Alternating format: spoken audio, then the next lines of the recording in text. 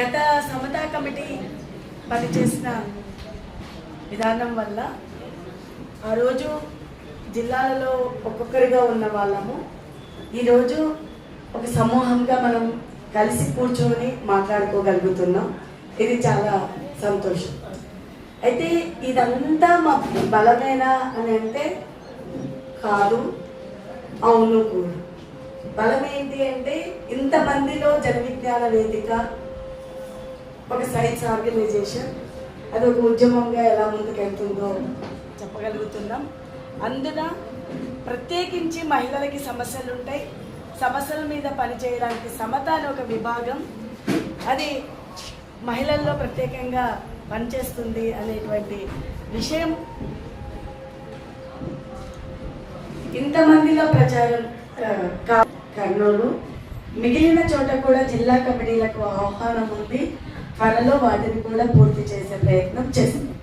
అది స్థానిక జన విజ్ఞాన వేదిక జిల్లా కమిటీల సహకారంతో ఆ జిల్లాలలో ఉన్నటువంటి రాష్ట్ర జాతీయ జన విజ్ఞాన వేదిక నాయకుల సహకారంతో సహాయంతోనే మనము మహిళలము ఒక గ్రూప్గా ఉన్నాం. ప్రత్యేకించి మహిళలకు సభ్యత్వం విడిగా ఉండదు. జన విజ్ఞాన వేదికలో సభ్యులైన ప్రతి మహిళ సమతలో సభ్యురాలుగా ఉంటారు. మనము సమత అంటే మనము ప్రత్యేకించి మనమే మాట్లాడుకోవడానికి కొంతమంది మహిళలు కాకుండా అందరిలో ఉంటే రాలేము అనే వాళ్ళు ఉంటారు, ఈ మేరకే రాగలుగుతాము అని చెప్పగలిగిన వాళ్ళు ఉంటారు.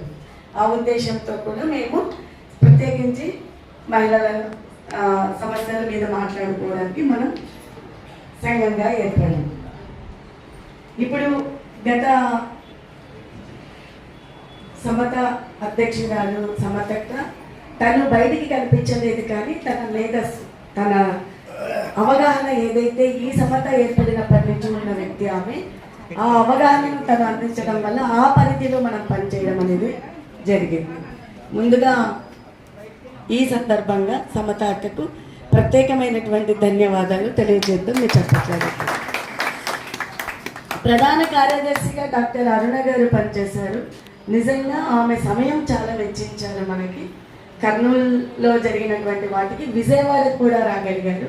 ఇప్పుడు వ్యక్తిగత కారణాల వల్ల తను రాలేని పరిస్థితులలో ఉండడం వల్ల ఈ సభకు కూడా రాలేకపోతున్నారు. ఆమె కూడా చాలా సహకారాన్ని అందించారు. అలాగే కోశాధికారిగా శాంతి కుమారి గారు విజయనగరం నుంచి తను కూడా సమతను ముందుకు తీసుకెళ్ళడానికి తన వంతు సహాయ సహకారాలు అందిస్తూ తన ఆలోచనలను పంచుకుంటూ మేము టీమ్గా పనిచేయడం అనేది జరిగింది. ఇప్పుడు నూతన అంటే పాత టీం ఏమవుతుంది కాదు, ఫస్ట్ నూతన కమిటీని ప్రకటిద్దాం. నూతన అధ్యక్షురాలిగా ఈమె వచ్చి ఒక విద్యావంతురాలు, వాళ్ళు తను ఒక స్కూల్ని నిర్వహించగలిగిన సామర్థ్యం ఉన్నటువంటి వాళ్ళు, కుటుంబాన్ని కూడా సమర్థవంతంగా నిర్వహించగలిగిన వాళ్ళు.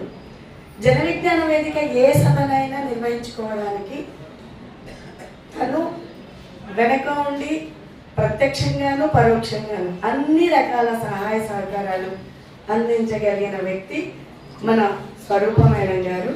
మేడం గారిని నూతన అధ్యక్షురాలిగా విజయనగరం జిల్లా నుంచి ఒక ప్రతిపాదన. అలాగే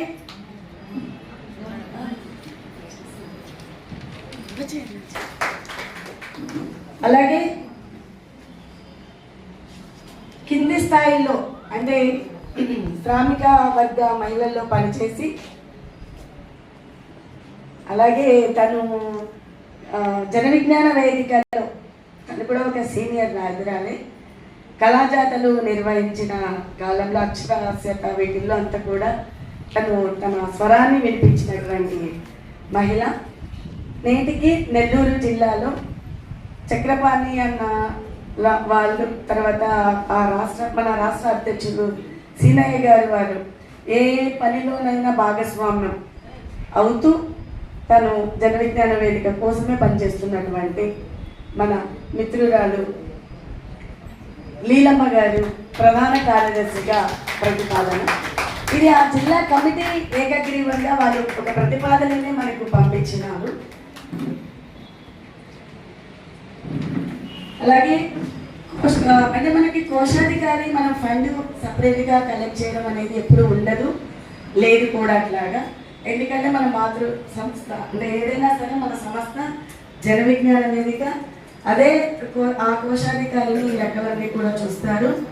ఏదైనా కార్యక్రమం అమలులో చేసే భాగంగా మాత్రమే మనం కోశాధికారి లెక్కలు చెప్పడానికి, మనం చేసిన కార్యక్రమాలు ఏం చేశాము, ఎంత ఖర్చు అయిందని చెప్పడానికి మాత్రమే మనము అలా మనం కోశాధికారిగా అనంతపురం జిల్లా నుండి సంధ్యారాణి గారిని ప్రతిపాదిస్తున్నాము. ఆ జిల్లా నుంచి కూడా ఈ ప్రతిపాదన వచ్చింది. సంధ్యారాణి గారు అనివార్య కారణాల వల్ల నిన్నటి వరకు తను రావాల్సి ఉండింది, అనివార్య కారణాల వల్ల రాలేకపోయినారు.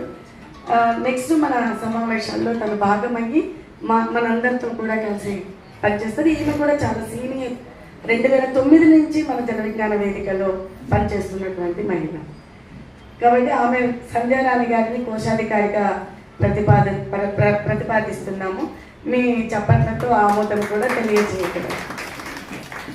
అలాగే ఉపాధ్యక్షురాలు తర్వాత సహాయ కార్యదర్శులను కూడా మనం ఎన్నుకుంటున్నాము. ఉపాధ్యక్షురాలుగా ప్రకాశం జిల్లా చాలా స్ఫూర్తిదాయకమైన జిల్లా. వక్త లాంటి కార్యక్రమాలను జిల్లా స్థాయిలో రాష్ట్ర స్థాయిలో నిర్వహించినటువంటి జిల్లా. ఒక క్రమశిక్షణతో ఒక సిస్టంతో నిర్వహిస్తున్నటువంటి జిల్లా. ఆ జిల్లా నుంచి మళ్ళీ ఇప్పుడు మహిళలు అంటే మన సమతక్క కూడా ప్రకాశం జిల్లాలోనే ఉన్నటువంటి వాళ్ళు, గుంటూరు జిల్లా నివాసము, ప్రకాశం జిల్లాలో ఆమె ఉద్యోగం నిర్వహిస్తున్నారు. కొల్లా పద్మ గారిని ఉపాధ్యక్షురాలిగా ప్రకాశం జిల్లా నుంచి మన సమత రాష్ట్రాన్ని ప్రతిపాదిస్తున్నాము. అలాగే కడప మహిళా సమాఖ్యలో వారు సభ్యులుగా ఉన్నారు, మన సమతలో కూడా సభ్యులుగా ఉన్నారు. వీరిని కడప జిల్లా నుంచి ఉపాధ్యక్షురాలుగా భాగ్యలక్ష్మి గారిని ప్రతిపాదిస్తున్నాం. ఆమె ఉదయం ఉన్నారు, మీరు కూడా అధ్యక్ష వర్గంలో చూశారు. తనకి హెల్త్ బాగలేదు, బయటకు వెళ్తున్నారు. తర్వాత మన రాష్ట్ర ప్రధాన కార్యదర్శి తెలియజేస్తారు. Thank you. సహాయ కార్యదర్శిగా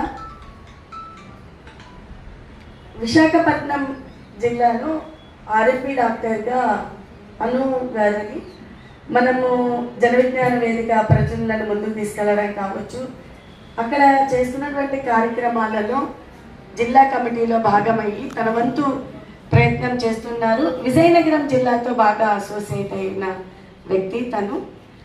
అను గారిని సహాయ కార్యదర్శిగా ప్రతిపాదిస్తున్నాము. అలాగే శకుంతల మరొక సహాయ కార్యదర్శిగా అనంతపురం జిల్లా నుంచే. తిను కూడా తన బాల్యం నుంచే జన విజ్ఞాన వేదికలో పనిచేస్తున్నారు. మధ్యలో కొంత గ్యాప్ వచ్చింది, మళ్ళీ ఒక 3 ఇయర్స్గా మన జన విజ్ఞాన వేదికలో యాక్టివ్ అయి పనిచేస్తున్నారు. ఆమెను కూడా సహాయ కార్యదర్శిగా ప్రతిపాదిస్తున్నాం. వీటితో పాటు కార్యవర్గ సభ్యులు విజయనగరం జిల్లా నుంచి మనందరికీ కూడా సుపరిచితులు నిర్మల అక్క, అంటే నేను వదినాను పిలుస్తాను, నిర్మల గారు. గండ్రేటి నిర్మల గారిని వేదిక దగ్గరికి రావాల్సిందిగా కోరుతున్నాం. చాలా సీనియర్, కుటుంబం అంతా కూడా మన జన విజ్ఞాన వేదికతోనే ఉన్నారు. అంటే జన విజ్ఞాన వేదిక ముందుకు తీసుకెళ్ళడానికి ఆ జిల్లాలో ముఖ్య పాత్రను పోషిస్తున్నటువంటి కుటుంబము. నిర్మల గారు కూడా